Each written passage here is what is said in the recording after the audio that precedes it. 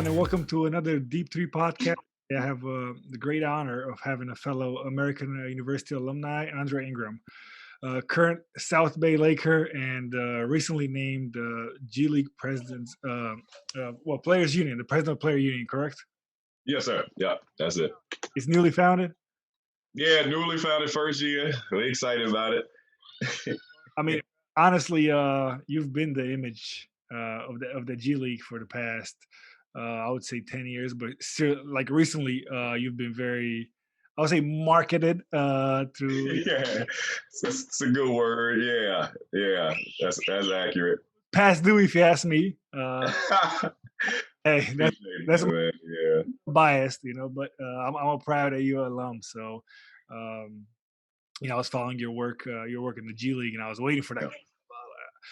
Honestly, I thought it would come earlier, and I was like, "That, come on, got it." But you know how it is. Dre, Yeah. I appreciate your time, man. And to start the podcast, I know probably everybody wants to hear about the call up, the Lakers, all this stuff, but let's get the important stuff out of the way. How was your time at American University? Coming off from a small school, the Patriot League has gotten a lot better. Yeah. Especially recently with CJ and Mike Muscala getting drafted. There you go. And they got a lot more visibility. Coming out of for you coming out of American University and the Patriot League, coming to pro game. How was that for you? How was the time at American, and then how was the transition to pro game? Yeah, that was that's a real key right there, that transition. I really enjoyed my time at American, man. I learned a lot about the game, how to play the game. I like to say that about Jeff Jones the most, in my opinion. Like, I always had a love for a game and a passion for the game. Kind of high school kind of gives you that. College and Jeff Jones taught me how to play properly, technique and just things that you would need to know to be an efficient and effective basketball player. And so I credit that a lot to my, college time at AU. And I greatly enjoyed it. Like you said, I mean, it gets, more publicized now, and, the talent pool is getting higher and higher, as you can tell by the draft picks you mentioned. But my time there, it was competitive, man. It was great. We had teams, I think 2 of the years I was there, we had teams that, went into the NCAA tournament and got wins. I know that our Bucknell team, and they might have got in as an at-large one of the years I was there, beat Kansas 2 years straight. It was amazing, man, to kind of follow that and, kind of see that, hey, we're struggling to get over that hump to get into the NCAA tournament, but we're getting beat by good teams. So overall, man, I enjoyed my college career and, again, learning how to play the game properly. And then that transition to the pros, that was a big thing because, at American, how it was. Like, if you were averaging – 13, you were really getting it in. Like, we were running the shot clock down. We weren't shooting it until it's like single digits left on the shot clock. And then when I get into pros, and it's like, I will say when I first started in the D League, now the G League, it was more of that type of college style that I played in. It was feed the ball to your big first, let him work out, let him get doubled, then we'll kick out to, shooters and stuff like that. And I grew up in that through college, so I was fine with that and was able to excel in it. And now as I, continue in the G League and the transition of the game has changed now, and it's like outside in. And I'm still fine with that. I play on the outside, so that's all right with me. It's me, but hey. Yeah, man. So, I mean, but it was a difference. And I immediately enjoyed the pro game, not only the game, but just the lifestyle. You're talking, practice at 10 and then, the rest of the day is mine. And being a disciplined guy like that, was attractive to me, and also let me see the other side though, for young, undisciplined guys, how that could go the opposite way and, kind of, mess up your career. Well, sometimes going to a big school can be a blessing or a curse, if you ask me, Mm-hmm. So I think from American where, smaller campus, more like family atmosphere. Like you said, you run a tight ship, the academics are high, so you're required to do a lot of work. You're required to do a lot of work on the basketball floor, as we know. JJ, I love JJ. He's my guy. And I think we had different experiences, by the way, because Yeah. He gave me the ball a ton, and uh, he really made me the player I am today. I'm very thankful for that. I think Yeah. Coach Larinaga changed my shot to my freshman sophomore year, but when I transferred to AU, I just took a huge step, and Hmm. JJ just fed my confidence. It was mostly, I put in the work, and then he would just feed that confidence. It's like Yeah. it's gonna come. It was a hard year for me. Sitting out watching the NCAA team play Nova, being at 14, I was like, I just want to play a small part. Take this lead from 14 to 18, and then we beat Nova. Uh, Yeah. but Yeah. it is what it is. Uh, Yeah. we're not the same. We lose 5, 6 guys, and it's a whole different ball game.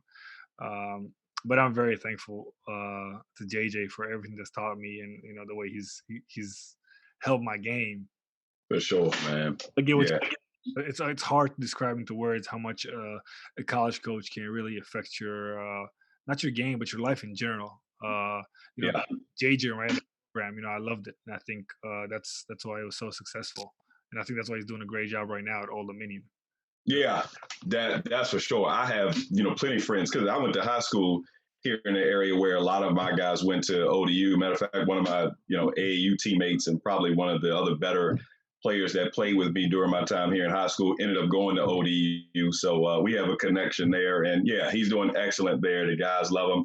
Recruiting some guys that I like train with here, like, have trained other kids as well. And so, yeah, he's doing some great things, man. And like you said, we probably had different experiences. He was probably a little bit meaner when he was with me.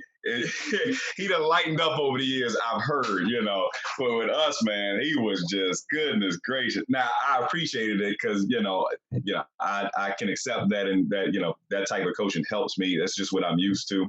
I heard as we left and my class left, he lightened up, and ended up things were still okay. Things were still, maybe even got better for him. So I'm glad to hear that. Wish I would have got some of the lightness, but It depends. so, He's the player, but that's one thing that I noticed about him, at least in relationship with me.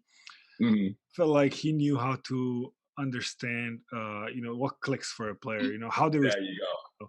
So for me, I think it was more he saw that I'm very basketball oriented, that I like to watch extra film, that I like to put extra work in, that I want to Mm-hmm. be pro. So his approach was always more of explaining everything.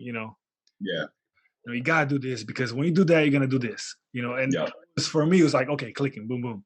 So I think his approach was very smart. Some guys respond Yeah. a certain way, and I mean, with some guys, he was a lot harsher. But Yeah. I think that's any college coach, and to me, that's one job, if you ask me, because to make your living on what 18, 19, 20-year-olds who I don't want I don't want that in my life. I don't want no parts of that. Not a single part of it. Nope. You either love it or you don't. Yeah, I can't do that. Nope. No, I love coaching. Honestly, I love coaching. But it's tough, man.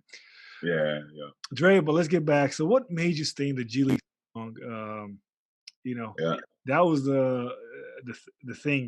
When you signed with Lakers, like, why was in the G League? A lot of my European friends like, oh yeah, he went to America, but why is in the G League for so long? Like, so tell us, Dre, why the G League, and then for so many years. Yeah, no, I remember us talking, even before the call up about it. But yeah, man, for me, to be honest, I can take you through like the first couple to 3 seasons pretty clearly. Like for me growing up, I mean, NBA was always just a love of mine, passion of mine, dream of mine. Much more so than college ball. I was never really a watcher of college basketball growing up. It was all NBA. So going even back to high school, my senior year, even my junior year, when I'm starting to, play really well and get some college attention from some, pretty big schools. Like I was like taking these letters and, all of these, calls from coaches and kind of just pushing them to the side, not knowing like how important it is to, be at a good college and be at a good school and how that can help your pro career. My thought was never about that. It was about, well, I just kind of want to win my high school state championship. Our school had never done it. That's really all I'm thinking about. And then after that, I would love to be a pro someday. It was not like college was just, it was never a thing for me. And then so funny thing is how I got to American is by the time I was like ready to decide to go to a school, All the like signing periods were gone. There was only two colleges left. It was William and Mary and American. And William and Mary didn't even have a coach, so I chose American. And then when my time at American was done, like overseas was just never a thought for me. It was always the NBA. I was like, I know what I'm doing. I'm not getting drafted. I'm going straight to the D League. I'm going to sit here like 2 years. I'm going to get out of here, be an NBA. Career's done. It's all good. So first season in the D League, it was just like I told you, it was just like a joy to play pro basketball. Like I love the lifestyle of it. I love the game.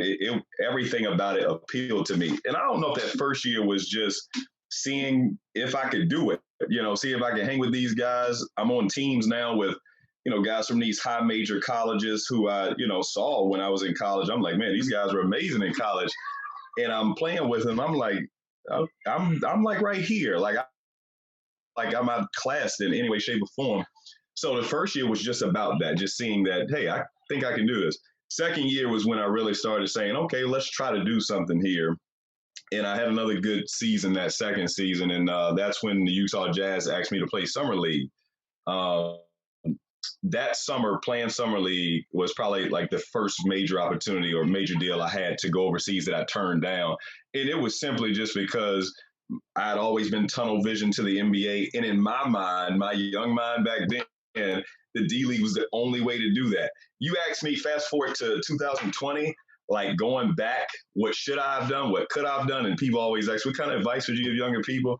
Like, man, you can have dreams of the NBA and like you don't have to stay in the NBA minor leagues to do that. You can go overseas, have an excellent experience, especially early in your career, make some money, because it was the D League when I first started. We were making very little. Like what we make now, it was a third of that. And that was for everybody. And I was like, man, you kind of, you were so close, you felt like, but yet so far you just didn't know it at the time.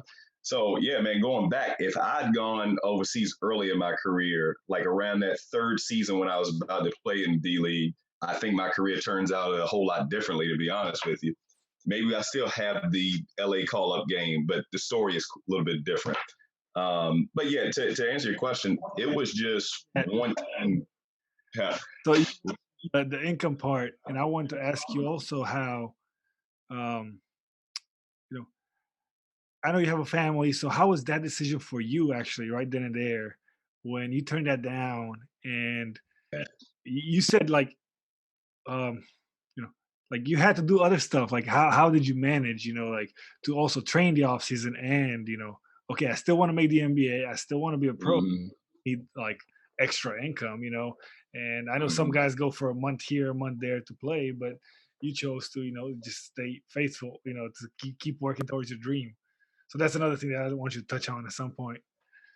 Yeah, no, that shoot, after those third and fourth seasons, after my fourth season in D League is when my wife and I had been together for a while. We had our first child then, and now, like Vlad, to be honest with you, if at any point she was like, look, I know you have this dream of playing in the NBA, but you simply don't make enough money. So if she were to say, look, why don't you go overseas for a couple of years so to put our family in a better position and, then you can come back, she never said anything like that. So not only was my tunnel vision and, my mindset just, I'm going to make it to the NBA this year. It was always supported by my wife. So even with the family, she was cool with me tutoring in the off season in math and training kids and doing whatever jobs I had to do to make enough money for the family to be okay and yet still chase the dream. So she was okay with that. That's a huge part of the story that people don't know, man. If she was ever like you need to go over there, we need more money than this, then I would have had to have gone. But like I said, part of it was just a young mindset that just didn't see another way to the dream except for this way. And then you hear, from NBA GMs or your G League coaches that, hey, you're close. And you believe them sometimes, and sometimes you don't, and you move the politics and all that thing. So I went through all that for like years. And then it became, I stopped getting overseas offers because they were like, he's never going to come. We give him offers every year. He's never going to come. So let's just stop. So part of like 2 or 3 of those G League years was just out of necessity because I stopped getting offers. And so yeah, man. I mean, it was just a will and a want to make it to the NBA, and just again in my young mind, that was the only way I saw it happening. And again, if I was giving advice to younger guys now, I would say that's not the case. In fact, it happens often. Guys go overseas and they get pulled from overseas straight to NBA rosters. Like that can happen.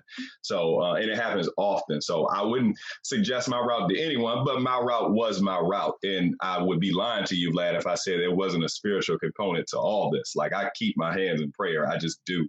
And so many of those years when I'm coming back, I'm like, are you sure? Like, are you sure? Like, this is year 7, this is year 8, this is year 9. Like, are you sure? Like, and, and you need help with that, man. Like, so I always tell you this would be the main point of all of this. At some point, you come to where you have to make a decision. I'm either going to play in this league for the 7th, 8th, 9th, 10th year, or I'm going to do something else. And every time I got to the point, frustration, I'm going to do something else, something came that got me back this way and just had me to keep going. That is the honest truth. So, and whether it was somebody else's encouraging story, and I'm not talking about sports, I'm talking about actors, entertainers who got their break late, and I'm happening to see all of these and these messages as I'm about to make this decision. Every time I got to a decision point, it was go back here, keep after it. You're going to get there. That's what it was, man. Well, I think if we can take some stuff from your story is like you were saying, the beginning it was just staying in the present. You're Yeah. you were just happy to be there, and I think I know a lot of players that do that. The opposite way. When they come overseas or whatever, they're like, "Oh, this is not good. That's not good. This is not good," and they kill themselves mentally. Or for you, Yeah. just a happy attitude. I'm like, I'm just happy to be here. Like let's get to work, and I'll just do my best. To chase my dream, and I think that's right there. And again, just that hard work pays off. I think you described it like you're tutoring, you're training kids extra, like in the off season, and training yourself to get Yeah. a call up. So I think that's amazing. The amount of work that goes in. That's huge for kids to understand, especially young kids nowadays. We live in a highlight culture. Mm-hmm. It's like, I want to do that. I want to dunk like Zion. I want to shoot like LaMelo, whatever it is. Like kids are, They want it. Yeah, you're right. they're You're right. for that, but they don't see the hours of work. Like James Yeah. doesn't dribble like this because he came and just started working the game. So to me, that's just some story, like some part of stories that can really take. But let's get now the call up. Yeah. Everybody saw the videos. Uh, I get chills when I watch the videos. It's crazy, man. It's amazing. First of all, what was the feeling that when you got in the office and all that stuff? Um, Yeah. what was the feeling, and then what was going through your mind? Because I'm sure like 1,000 thoughts were just racing at once. You know the crazy part with that season was like the first one I had spent completely away from my family. Our girls had just gotten school age, so my wife suggested, "Hey, let us stay back here in Richmond, and you go to California and play your season, and then we'll try to see you when we can, stuff like that." So we're at the end of our season, and Vlad, I'm ready to get home to see them. I've missed them all season, so my flight is booked. Like flight is booked to come home. That's like all of this is happening, man. Like you were in line where you said a lot was going on then. So I got my flight ready to go home. I'm happy to see them again. Had a good season. So we go to the exit interview. I've done 10 of them already. What's another one? I ain't thinking nothing special. And you get in that meeting and they say, well, I'm sorry, that we had to push back your meeting, but it's because you're getting the call up. And I'm like, like you said, like, I don't know what to say to that. Like, that's kind of the reaction. If you see it, it's like a laugh and like I don't know, what can I say? I was excited about going home. Now I can't, but it's a great reason why I can't, so they tell me to call my wife while I'm there. She's freaking out when, they say, when I tell her what's going on. She reacted like I was really feeling inside. She yelling and screaming. My mom's yelling and screaming. It was a great feeling. But to be honest with you, the athlete in us, like my first thought when they said this was, Well, our season ended 4 days ago in the playoffs, and I haven't touched a basketball since. Like, so my first thought was, man, this is great, but I ain't touched a ball in like 4 days. So like I have to go downstairs and like get some shots up or something, So that was really like, it was, all right, I'm happy, but I have to go do something because I ain't got the feel of a ball yet. So that's exactly what it was, man. Call my mom, call my wife, and let them know what was going on. But then it was like, oh shoot, I can't have this moment and not, prepare something for it. So I had to go, because the game was the next day. It was the next day. Yeah. So how was it, after how was it that the mindset, the shift of mindset from you, oh, I'm going home with my family to, Yeah. I probably got the biggest game of my life tomorrow. It's like my first NBA game. How was that shift for you? You had to shift quick, and clearly you did a great job of doing that.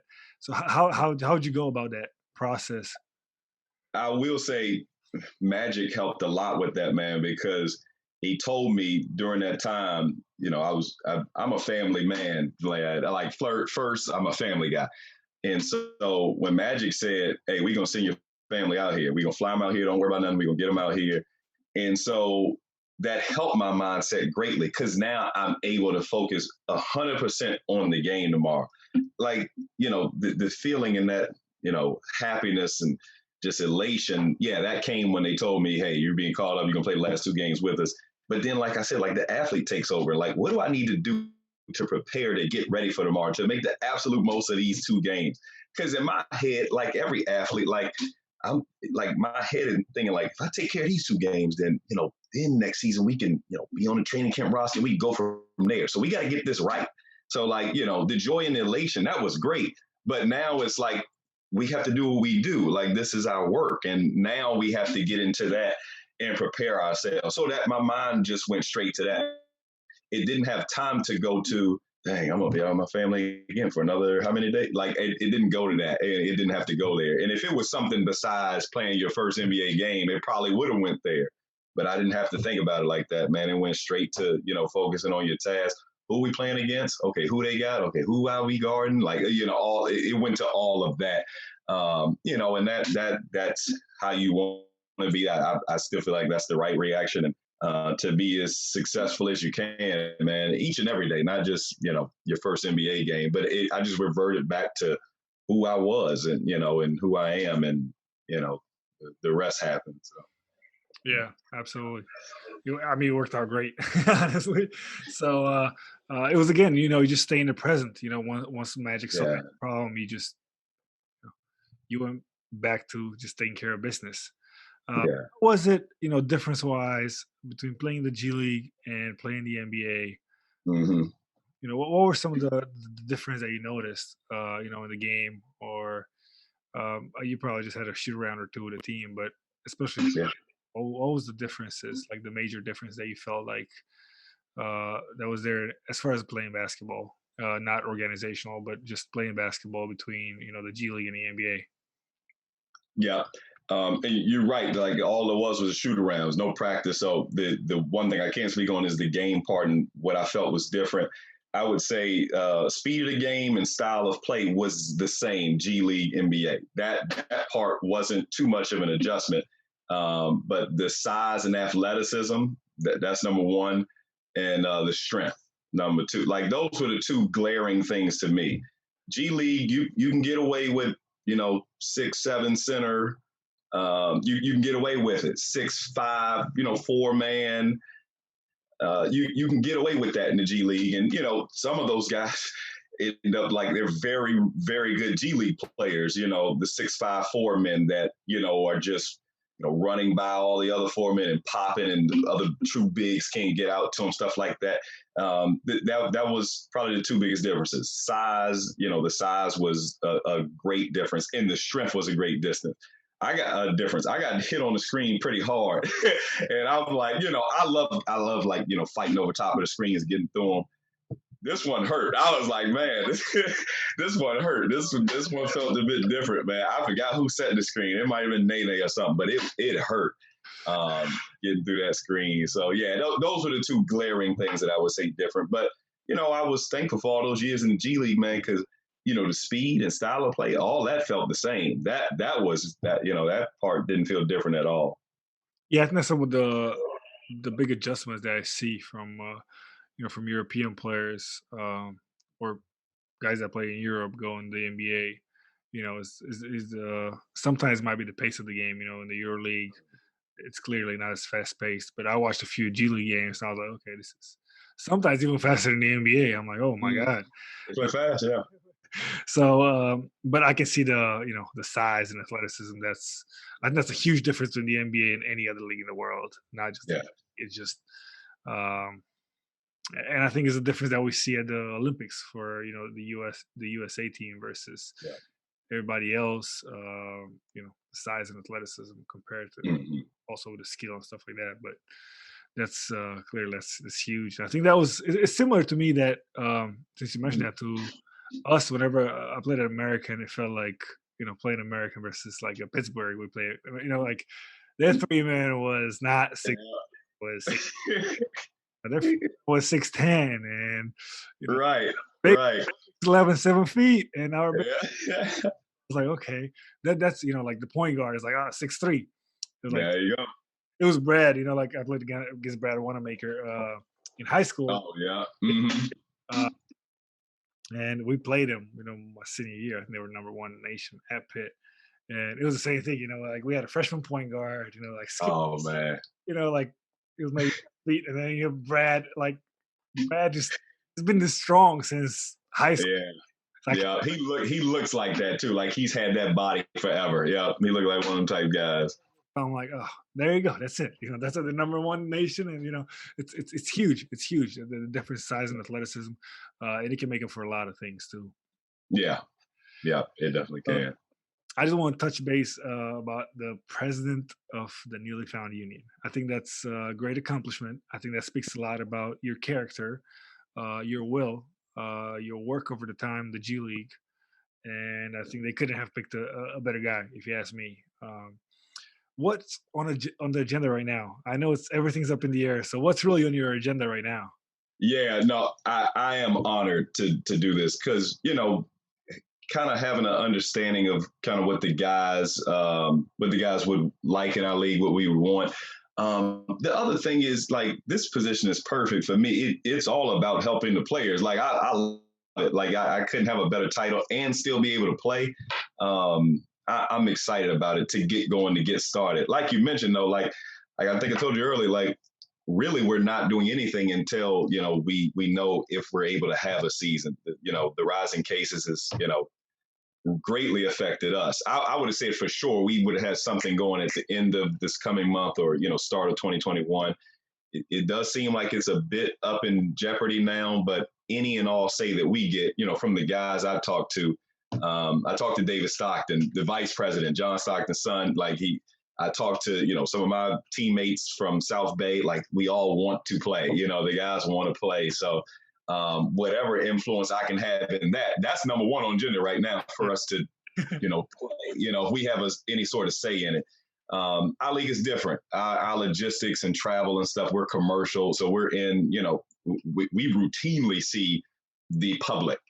There is no chartered flights. There is no, privacy in that way. So it presents challenges for us. They do have, we've been playing in Vegas to showcase the last few years, and that's something that we can use. And, I hear that could be a possibility, but other than that, man, that's just number one on the agenda to make sure we play if at any time. And once that happens, then it shifts to, we just want to be honest with you, Vlad, like we got so many people in the G League who've played overseas in really good leagues, and they experience that and how not just the on-court things are, but the off-court things and all the things that you get to enjoy. And that's not our league at all, and like it should be, at least our guys feel like, wait, it should be. It should be better accommodations for us, on the road, in our home markets, off the court. It's mainly off the court things. Obviously, salary is always a big thing, always, always, always. Like I told you, when I started in D League to now, it's gotten much better. and still far behind the best of other leagues outside of the NBA. And that's what we're trying to get to. If we're going to sell this thing like like one of the top leagues outside of the NBA, well, the other top leagues outside of the NBA, the leagues you play in, like they look a bit better than ours do on a lot of levels. When the on-court part is exactly the same. So, we want to catch those things up. So yeah, salaries and benefits and all those things. But first and foremost, we want to get a season going. Got you. And I was actually going to ask you about that. As far as the G League, I've always seen a lot of potential in it. Yeah. Like I told you before we started recording this, I've thought about it. Yeah. I'm still thinking about it, maybe for the end of my career, but I don't know if there's going to be a chance for it. I've always been intrigued by it, by the potential of it. And I think it's going to be very tough to compete with the EuroLeague, Euro Cup, Yeah. or with the Spain, Germany's, Yeah. teams and competitions that can offer six figures and more net easily, from Easily. 7th, 8th, 11th, 12th team in the league. Mm. I think there's a chance you can compete with some other countries that are like smaller competitions. To put it up there, to put Yeah. up there and compete up there. And I know you mentioned this a little bit. So is that one of the goals of the G League? You think in the next 5-10 years to grow this league and not just be a farm league, but kind of just establish itself? Well, okay, we can get call ups, and that's great. We're gonna make a lot of money. We're gonna reach our, but I can also play home. Because I think a lot of guys, either vets in the EuroLeague or rookies that, might have EuroLeague offers, a Euro Cup, and they might be like, okay, I can play in the G League for 1 year because money is not, the benefits, the exposure, the off the court branding, stuff like that can grow. I think with the G League, there's opportunity there. So is that one of the goals for the G League? That is definitely one of the goals. That's spot on, Vlad. Like to be so when I came in, no one would dream about spending more than a season, 2 or 3 seasons tops in the D League, G League, and we want to change that it could be a standalone league. Like you said, we want people 5-10 years from now. And even they're starting something, I will say this, with the Ignite team, that young team. They have a new G League team, the Ignite team, which is basically top high school prospects. And they're gathering them together for that year that they would have to sit out before going to the NBA anyway or declaring for the draft. And that's one of the ways they're trying to do things. But to be honest with you, Vlad, I'm like you, the rookies and the vets in the Euro leagues and things like that. Like, we want our league to be seen as one where it's a standalone, like that, you would be proud and honored to stay home and play in this league and, be able to net the amount of money you need, like to support a family, that I can play in this league multiple years. I can be home. I can still chase the dream. Like, all of these things still in play. I can be, have NBA GMC meet every single day, every single practice, like all the benefits that would bring somebody here anyway. And then add that to, well, this league could stand on its own if I never made it there. Like, that's the goal of it. That's exactly the goal of, what we're trying to do here. And, a lot of the guys that, are young guys in our league now don't know what it was like, 10 years ago with stuff when I started. And I don't want them to. Like, somebody asked me, like, what's one of my goals? It's like for them to never think that what I started in even existed. Like, that's like one of the goals for what we're trying to do here, especially when you look down the road in the next 5 to 10 years. Like that's an excellent goal for us. It's spot on. Awesome. And I know you mentioned the Ignite team, and to me, it's 2 things that start like spinning my mind when I heard about it. And the second one was like the ball, LeVar Ball had his own league and stuff like that, whatever it was. To me, I don't know, I kind of feel like it's good to have it, but I feel like it should have its own competition. In some ways, if you're gonna keep this one and done rule, I would just make 4, 5, 6 teams like this, where they can compete against each other and they have their own schedule, because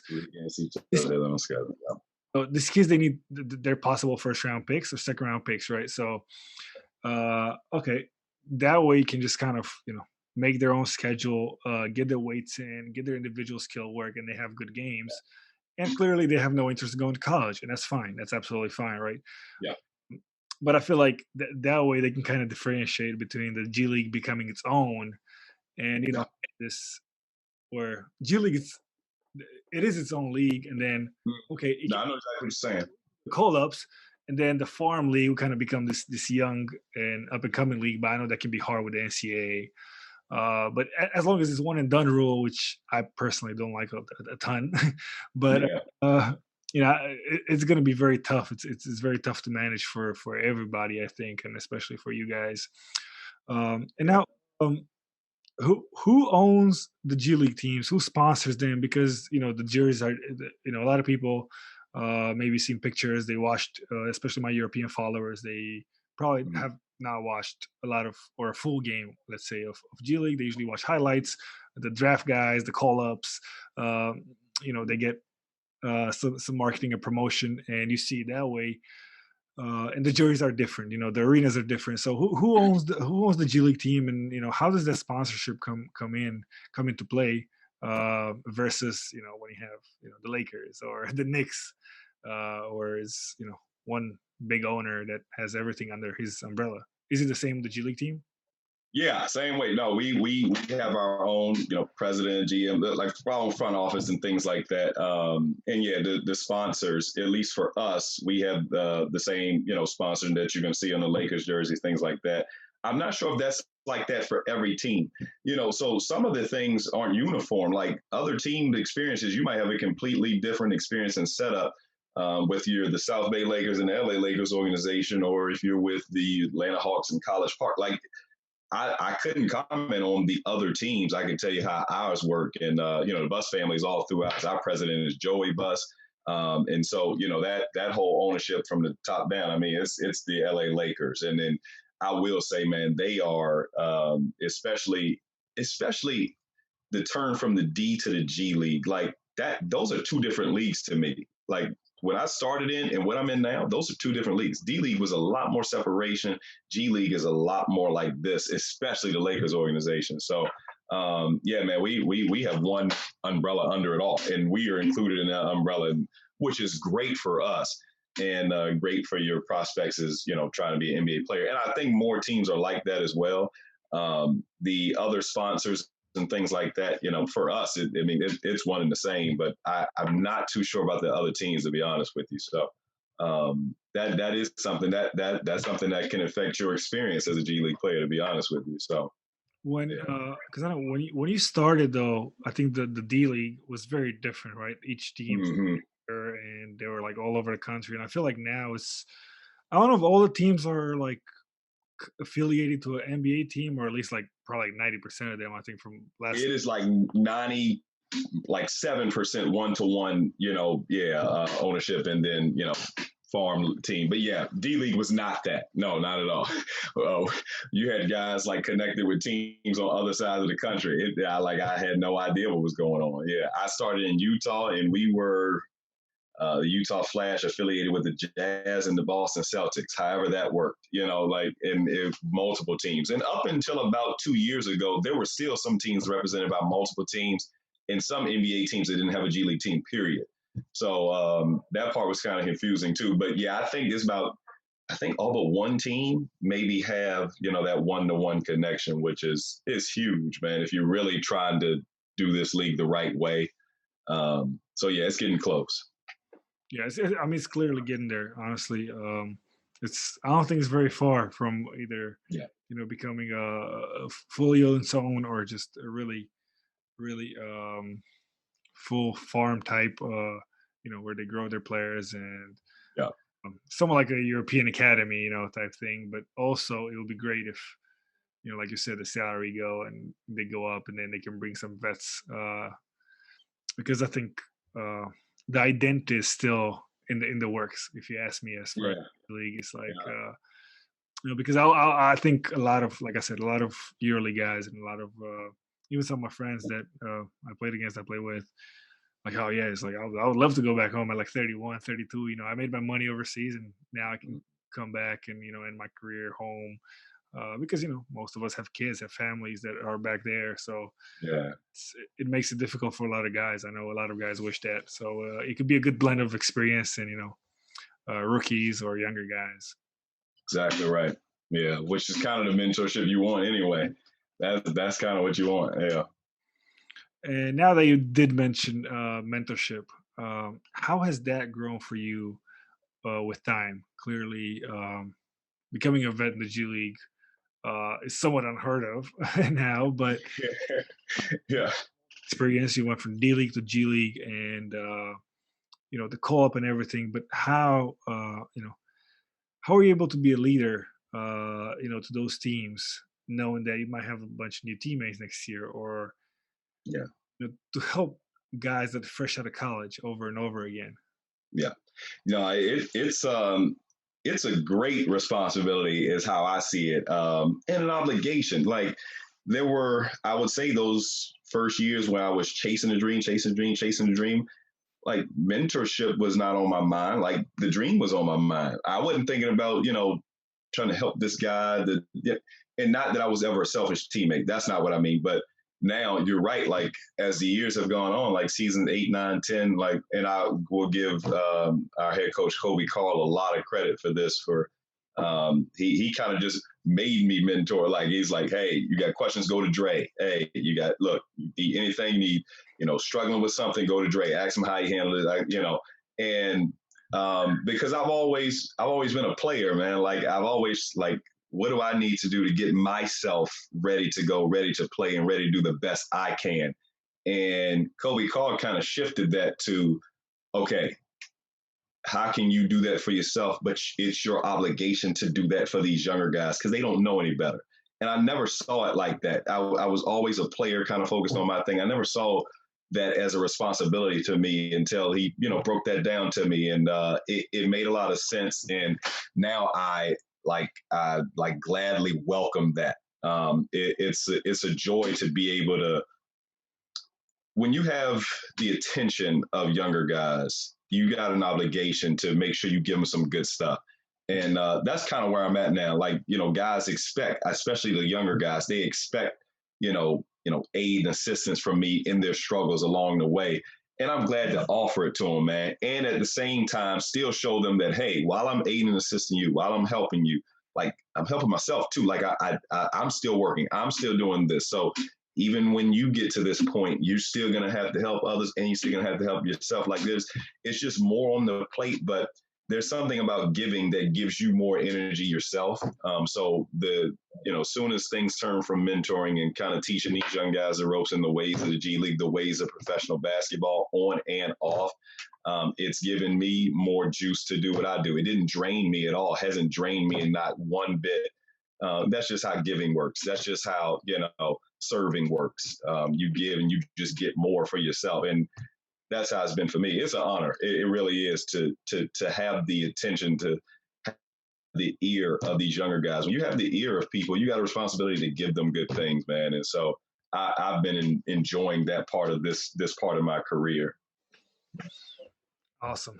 That's really good stuff right there. I think for a lot of guys that are making the transition. Mm-hmm. I've made a transition about the same as you. Yeah. Probably in the beginning I was more focused on myself, and then slowly became more of a leader. Never really been a vocal leader. Now I'm trying to be a little bit more of that. So it's all a transition we're all going through, I think. Like you said, when you come out of college, it's like we're chasing my dream, whatever that is. And then with time, it's as the dust settles, it's like, okay, Yeah. you learn more and more. Dre, thank you so much. This has been one of my favorite episodes, I think, and hopefully for my followers too, because it's been absolutely great to hear your story. To hear the way you think things through, and I'm excited to follow you as a player, but also as the president of the union. There's some things that are great coming up for you guys. Yeah. Let's hope there's going to be a season for you guys, because that's just tough around the world. Game Yeah. cancel left and right. You play in bubbles, tournaments. Yeah. It's a very difficult year, and it's important to just get some games under the belt. And like you said, Exactly. and all your teammates and colleagues are hungry to play. And I think all basketball players are hungry to play at this point. But thank you Mhm. so much, Dre. I really appreciate your time, and I look forward to keep following your career. Vlad, no problem, man. Yeah, please keep up with me and let me know what's going on. And the best to you with this podcast, man. So I will be a glad attendee from here on out with all you else you bring on the show and whatnot. So I appreciate you, man. This is excellent. AU alum to AU alum. Yes, sir. Appreciate it. Yeah.